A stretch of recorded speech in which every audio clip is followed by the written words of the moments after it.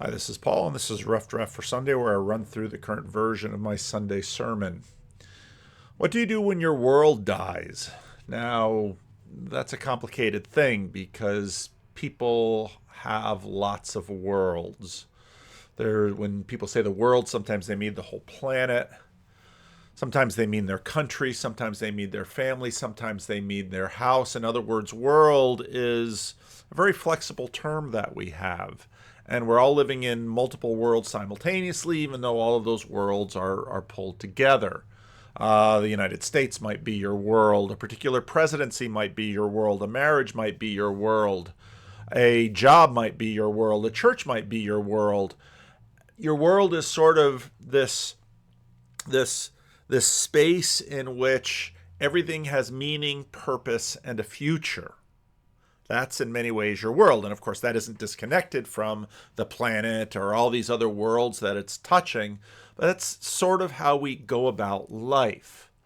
And also remember that your religion is what you do to make your world work.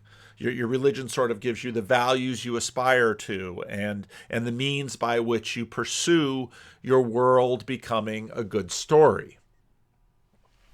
Now, we're at church and we go through the Bible, and there's a very strange dynamic in the Bible, which is that in many ways, what had happened to this tiny little group of people in the center of the world is that today, unlike for Egyptians or Babylonians or how many other groups, an enormous number of people in the world find this story to be their world, their religion, how they approach the world, how they live in the world. And again, I've put Andrew Klavan's picture up here with this quotation from a video that he did a while ago. Biblical Israel is the theater in which God plays out his relationship with humanity. And so this is the world. And so churches, Christians, many people in the world understand the world through the story of this people. Now, in the book of Jude, if you remember, in the book of Exodus, God rescues this people who had fallen into slavery in Egypt. And in Deuteronomy, he goes through and he says, here's a covenant. Keep the covenant, and if you keep the covenant, I'll give you everything that you've always wanted or think that you wanted, because they wanted what everyone wanted. They wanted stability. They wanted prosperity. And they wanted to have everything that within their little world they could imagine were good things. And God said, here's the covenant. If you keep my covenant, I will give you all of these things. I will deliver them to you. And everyone says, yes, we'll do it. Great deal. Nice and clear and clean. We'll do it. And, well, Israel, of course, thought they knew what they wanted. And we talked about that last week, where actually this is a little bit more complex than we can see. But then as the story of the Old Testament goes, Israel can't seem to make good on the covenant. And the rest of the Old Testament is in some ways a very painful journey into their failures to keep the covenant and the catastrophes that befall them. And so the old joke goes, the reason the Jews are God's chosen people is because no one would volunteer. Now you might say, well, that seems particularly cruel to that world, those people, but again, almost all the rest of the world is gone from that. Romans aren't like Romans were then. Egyptians aren't like Egyptians were then. Babylonians aren't like Babylonians were then. The whole world has changed, but this story still seems to be an enormous world. And in fact, in some ways, an astoundingly large part of the entire world. And in fact, that one world of Israel's God and all of the lines that follow is in many ways one of the central stories of the world.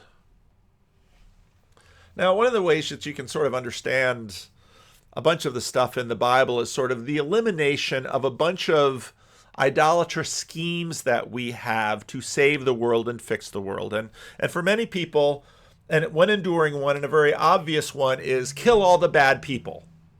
And if you read the flood story, that's sort of a version of that, where God picks out the best man in the world, saves him and his family, and says, we're going to drown the whole rest of them. Does that fix the problem? It doesn't.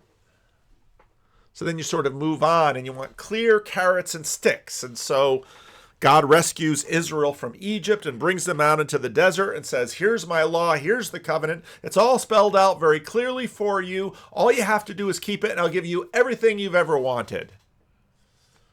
Well, punish bad behavior and reward good behavior. Everything will sort of be Pavlov's dog and will make the world awesome. And I said before, it doesn't work. And in fact, when you get all the way towards the end of the book of Deuteronomy, God is telling them, well, Moses isn't going to the promised land. But here, once again, is the covenant. Keep the covenant. And then God basically says, well, you're not going to do it. I'm not saying you don't mean well. I'm not saying you don't intend to. I'm not saying that this isn't your plan in going forward, but you're going to fail at this. But try they do, and try they do for centuries. A few months ago, we talked about David, and David was sort of God's kingdom come in Israel. Finally, the Philistines are pushed back, and Israel is sort of the hegemon in the area, and they're subduing their neighbors. Walter Brueggemann's comment, Israel has been waiting for the kingdom since 1 Samuel 8. David's kingdom represents for Israel a reliable economic order, a secure military position, and a political legitimacy among the nations. This is everything that they've sort of been waiting for, hoping for from the great covenant with their God. Whereas the ultimate kingdom hoped for by Christians is that the kingdoms of this age will become the kingdom of our Lord and of our Christ, Revelation 11:15. In ancient Israel, the process is reversed. It is hoped that the kingdom of God will become the kingdom of this age and of this Messiah, David.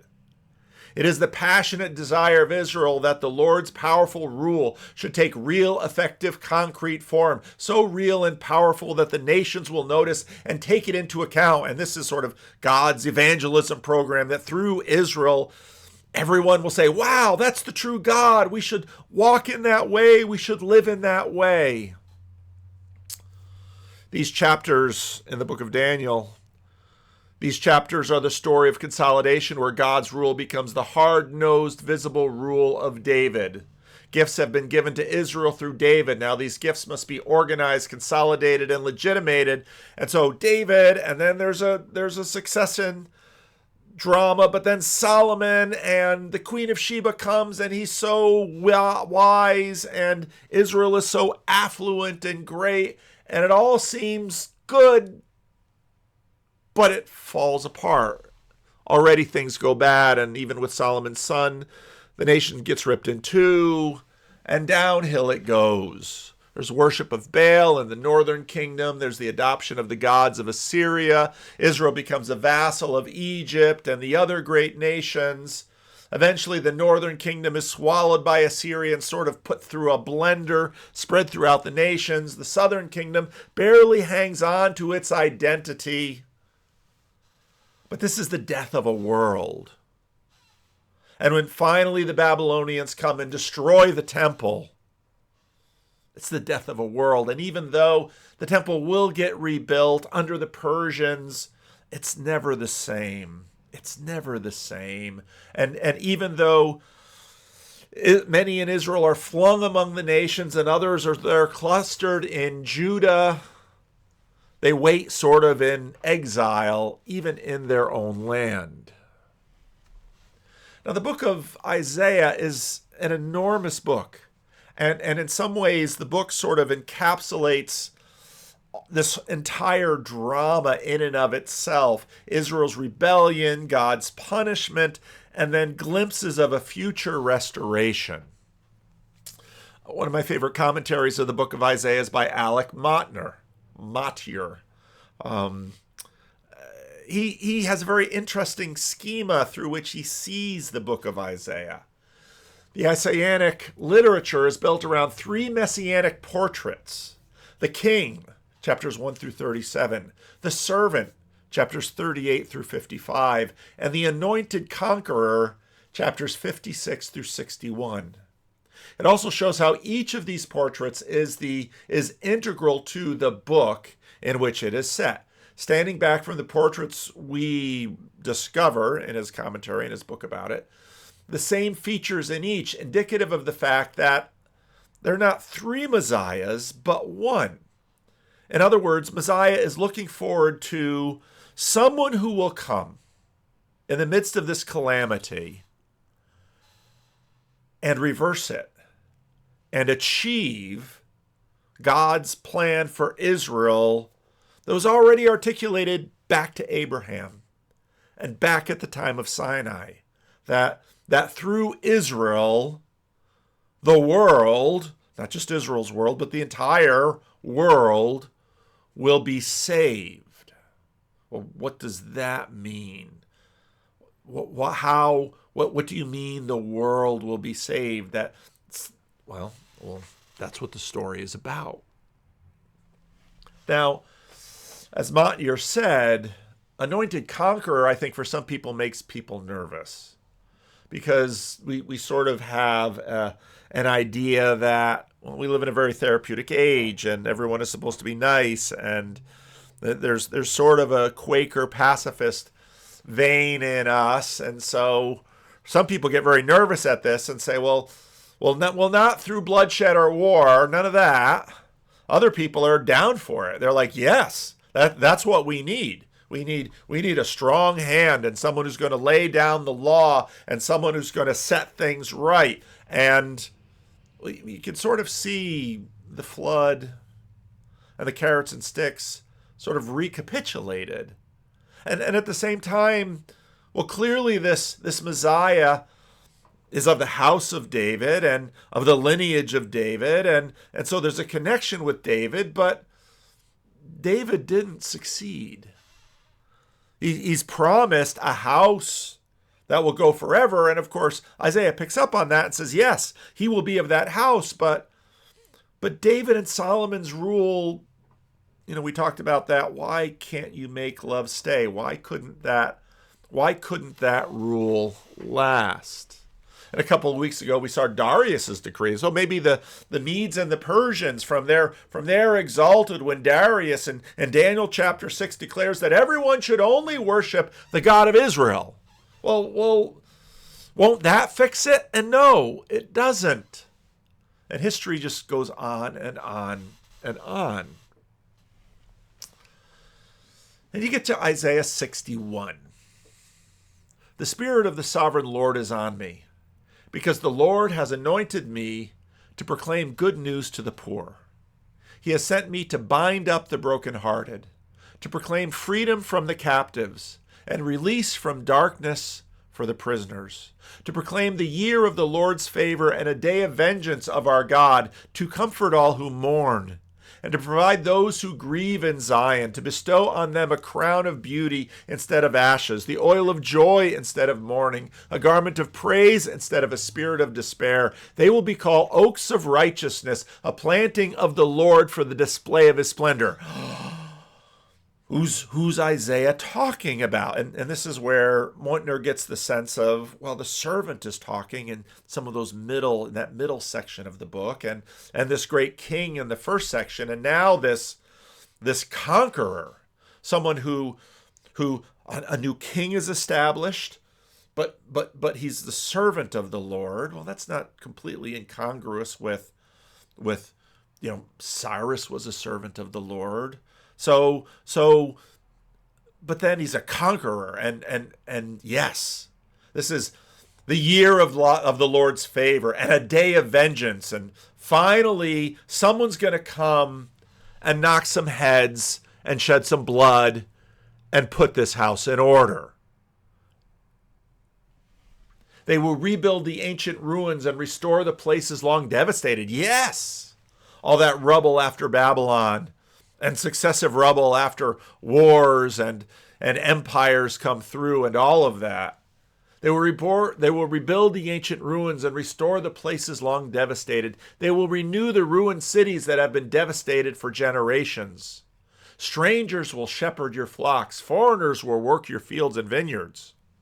It says, Israel will be top dog. People will come from all over the world and be servants of Israel instead of Israel strewn among the nations as slaves of other pagan countries and kingdoms. You will be called priests of the Lord, and you will be named ministers of our God. You will feed on the wealth of nations, and they're rich, and in their riches you will boast. Finally, kingdom come. This ruler will bring all of this. Israel will be top dog. Instead of your shame, humiliated by the Babylonians, under the heel of the Persians, under the heel of the Greeks, under the heel of the Romans, strewn throughout the nations, homeless and wandering. Instead of your shame, you will receive a double portion. Instead of disgrace, you will rejoice in your inheritance. And so you will inherit a double portion in your land, and everlasting joy will be yours. Of course, the portion was the bit of the inheritance that you would receive and be passed down. It will be doubled. The firstborn gets a double portion. Israel would be the firstborn among the nations. The Old Testament is full of this language. For I, the Lord, love justice. I hate robbery and wrongdoing. This won't be some tyranny. This will be the top place in the world because justice will be there. In my faithfulness, I will reward my people and make an everlasting covenant with them. Oh, the covenant that was broken, a new covenant will be made, and it will be everlasting. Everlasting house, everlasting covenant. Their descendants will be known among the nations and their offspring among the peoples. All who see them will acknowledge that they are a people the Lord has blessed. Everyone will know them. They'll be famous, and everyone will say, wow, I wish we were like them. I wish we were as wealthy as them, as successful as them, as prosperous as them. And you can imagine the people receiving this prophecy saying, yes, yes, yes. How long, O Lord, how long? When will you finally restore our fortunes? I delight greatly in the Lord. My soul rejoices in my God, for he has clothed me. Again, this is this anointed conqueror. He has clothed me with garments of salvation and arrayed me in a robe of his righteousness. As a bridegroom adorns his head like a priest, and as a bride adorns herself with her jewels. This conqueror will show up and be splendid and glorious. And everyone will be in awe at the power and the dignity and the majesty and the justice and everything that's there. For as the soil makes the sprouts come up and the garden causes seeds to grow, so the sovereign Lord will make righteousness and praise spring up before all the nations. Everyone around the world will look and say, they know how things are. They do what's right. And because they know how things are and they do what's right, they will be blessed abundantly. We've talked a lot about common religion and how, well, do things right, receive right things. The book of Deuteronomy, it's all here. Do all the right things and finally it will come true. They will do right and they'll be rewarded, and it will go on and on and on. This is a Messianic vision.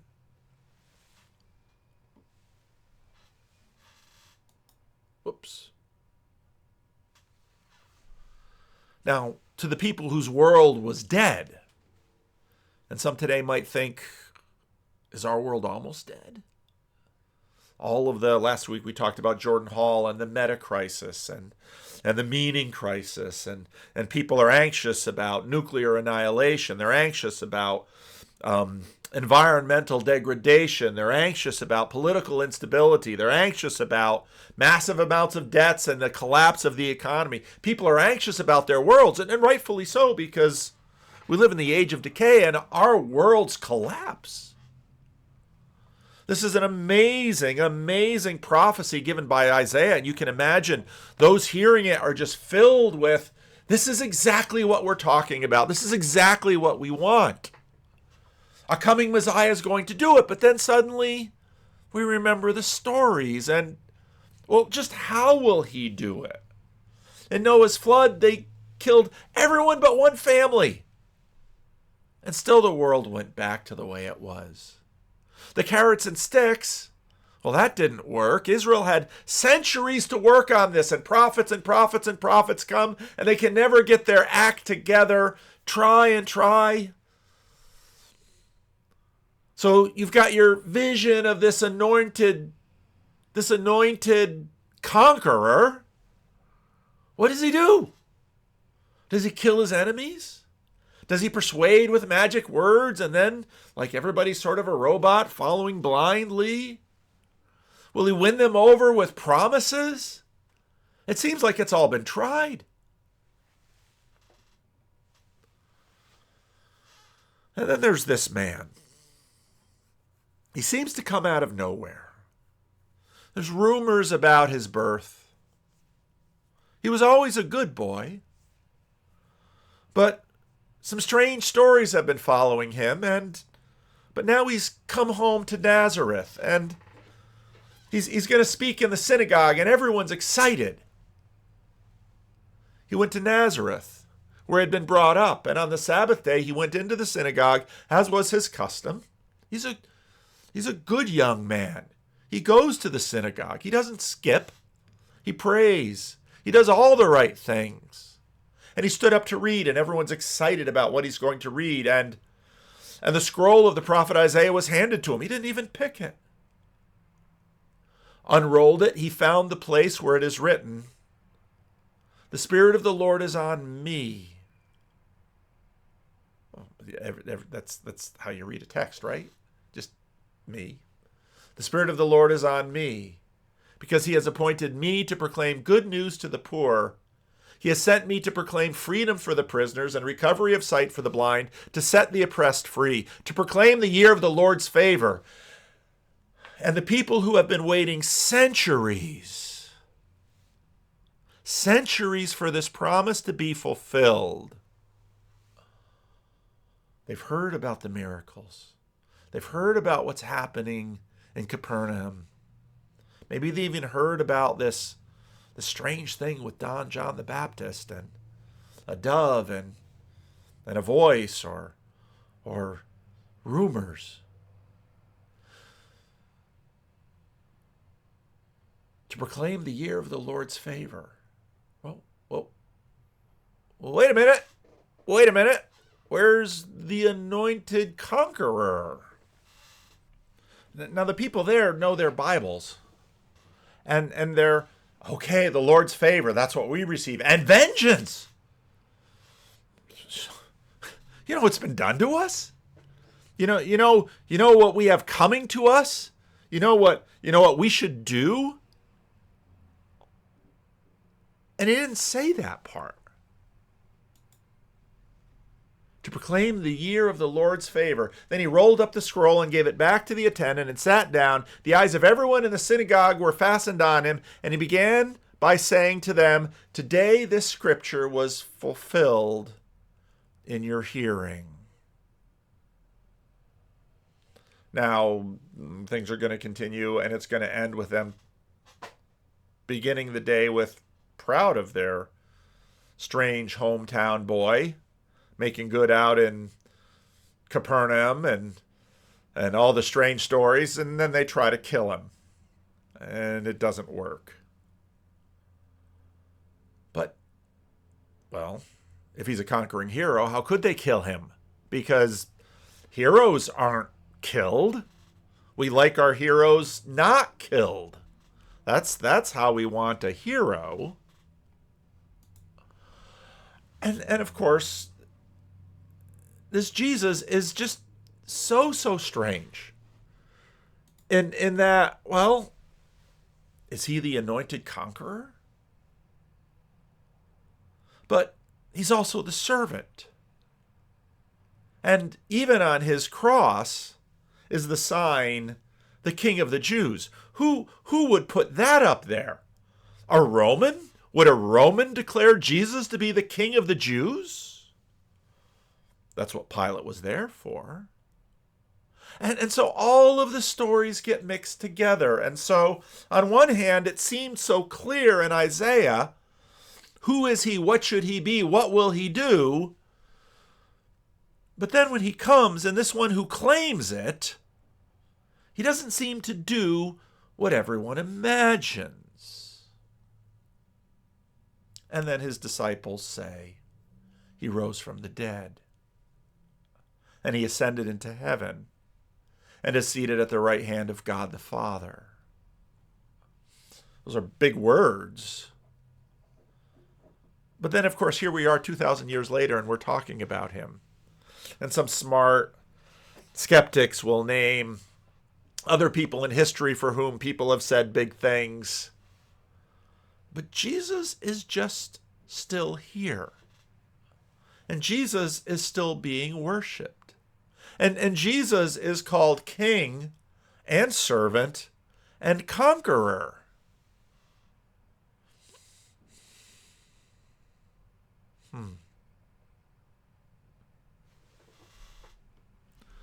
Now, Advent is a fasting season. And I know in North America, this is sort of strange for a lot of people because the American practice has developed that, well, we sort of have parties all the way up until Christmas and then New Year's, and then after New Year's, everything drops off the table. Latin America, you have King's Day, and that comes in January, early January, January 6th, where gifts are given. And so Christmas is sort of all over the place. But Advent is a fasting season. It's sort of parallel to Lent is fasting, Easter is feasting, Advent is fasting, Christmas is feasting. Because Advent looks forward to Jesus is conqueror. He's been conquering. He's been conquering for a long time. He's about the most famous person in all the world. People call him Lord. People pray to him. There are churches on every continent. Millions around the world are celebrating Advent. Billions will probably go to church on Sunday and declare him as Lord. And so he has indeed conquered, but so many of the things on the wish list, not just for Israel, but for all of us, well, they're still on a wish list. And so we wait. And so we hope. But Advent is funny because it's really about two comings. And just like Isaiah is kind of mysterious about pointing to that first coming, Isaiah also points to the second coming, as do other books like the book of Revelation. Now, some have said that, well, in Jesus' first coming, he came to bear judgment, not to bring judgment. And there's a lot of truth to that, because I would think if Jesus in Nazareth had strapped on a sword and said, "Who's with me?" and walked out of there with a band of the strongest, huskiest fellas in the synagogue in Nazareth, and they start finding tax collectors and others who are squishy in terms of resisting Hellenism and Rome. And then Jesus starts creating storms that vanquish Roman fleets. And if you can raise the dead with a word, certainly you could fell an army with one. Because we all know how to kill people, but none of us can create life. So Jesus at their head could be a conqueror. An anointed conqueror, one destined by God to go out in all of the world and kill all the bad people. Well, that didn't quite work, though, with the flood. And lay down a rule of law with an iron fist. Right now, people read the Old Testament, and every time God enforced something, people are like, "Oh, no, he shouldn't do that." You read the book of Revelation, and there's a lot of blood in it. But what we did see, in terms of how he's conquering now, more effective than Darius, more effective than David and Solomon. He conquered by showing the world just how much he cared, and just how much he loved, and just how much he was willing to forgive, and just how much his own people could conquer if they would do like him. Now, just like in Isaiah's time, and even up until Jesus, they sort of had to figure out what... He was popular. They loved the miracles. They were hoping that swords and storms and massive dead armies would come, and when they didn't, a good number of people said, no, he's got to go. But then he's raised from the dead. And he says to his disciples, you will be my witnesses. And we do that until he comes, as the Apostles' Creed says, to judge the living and the dead. Advent is a feast, is a fasting season, but it's a hopeful fasting, waiting season. The anointed conqueror has come, and the conquest has clearly begun.